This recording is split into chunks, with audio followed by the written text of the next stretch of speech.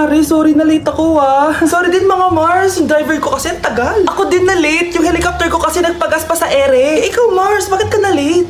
Yung kotse ko kasi nabangga. Dilulo ka ata, Nay. Naka-tricycle lang tayo eh. Tumihimik ka. So Mars, kamusta pala kayong dalawa? Ento, kakauwi ko lang ng Amerika. Ako naman, kakagaling ko lang ng Europe tsaka Japan. Ikaw Mars, saan ka galing? Ako? Galing ako sa mall.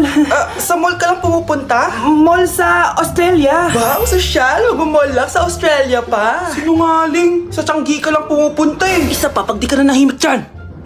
Balita ko mas yumaman kayong dalawa ngayon Anong ganap nyo? Hindi naman. Kakabili ko lang ng 2 bahay tsaka ng 3 bagong sasakyan. Ako naman, nagko-collect ako ng mga designer bags, designer shoes, basta designer. Ikaw Mars, nagko-collect ako ng ginto. Bracelet tsaka sing-sing. Ginto? Nagko-collect ka ng sama ng loob ka mo. Punyeta ka, wag mong hintayin sumama loob ko sa'yo. Buti pa mag-order na tayo mga Mars. Excuse me, can I have the fettuccine Alfredo? Yung sa akin steak with white caviar. Samahan mo na rin ng wine. Ano bang basa dito? Sige, spaghetti na lang. Steak yung sa akin, Nay ha. Gusto daw ng steak ng anak mo, Mare. Hati na lang kami ng anak ko. Sige, spaghetti na lang daw.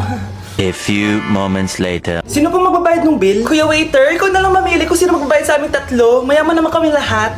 Si Ma'am po. Ako? Ikaw magbabayad, Nay. Congrats, Mars! Magbayad ka na. Wait lang. CR lang ako Sige, Mars. Babalik pa ba yun? Alis na ako. Bahala kayo dyan.